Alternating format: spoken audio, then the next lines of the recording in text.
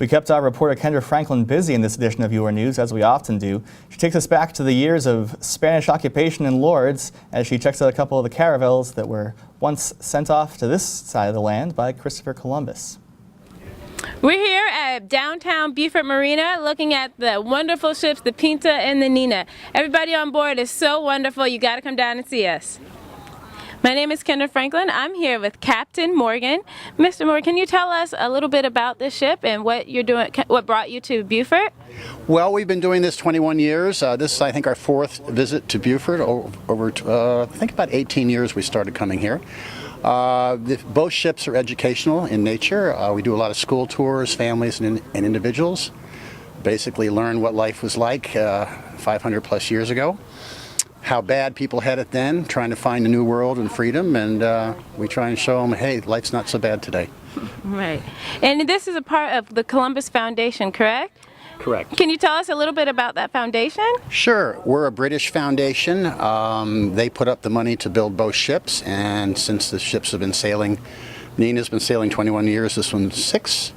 They have to pay their own way, which they do, and we get to pick where we go, our own ports. We were going to be in Charleston this week, but we decided to come here. Okay, so do you travel all around South Carolina or Low Country, or you just come into Beaufort, not going to Charleston?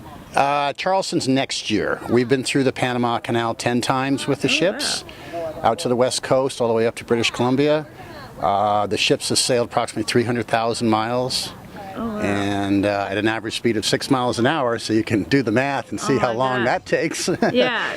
But it's a lot of fun for us, and we always enjoy this town. It's a quaint, beautiful town, and we like the Low Country, except for the bugs. I know, I hear you. Now, do you do this year-round? Except for the month of January, when we're in maintenance down in a little town called Bayou La Batterie in Alabama, just west of Mobile. We do our maintenance, and then we're doing this 10.5 months a year. I'm here on the Pinta with Captain Stephen. Captain Stephen, can you tell me how hard it is to travel year-round on these boats? We travel to about 30 to 40 places a year, so it's always on the move, constantly moving, so it's always high-pressure situations. Oh, wow. But it's a lot of fun. You get to travel around the country, see new places, and you're really traveling away that no one else really does. Oh my gosh. So how do you deal with the weather? I mean, it looks like it's getting a little rainy today, so how do you work in this type of weather?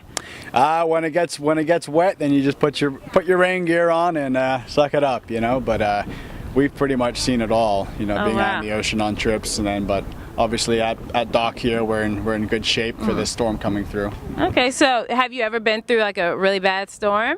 Yeah, I've seen 14 to 16 foot waves out on the West Coast. Oh my gosh. Traveling on the Nina. So how do you go about recruiting people for the ships? Well, all the places that we visit, 30 to 40 places a year. When we get to a port, if we lose a volunteer, then we'll have our crew wanted signs up, and people that come on board to visit the ships, they'll learn a little bit about what it's like to be on board and talk to some of the other crew members.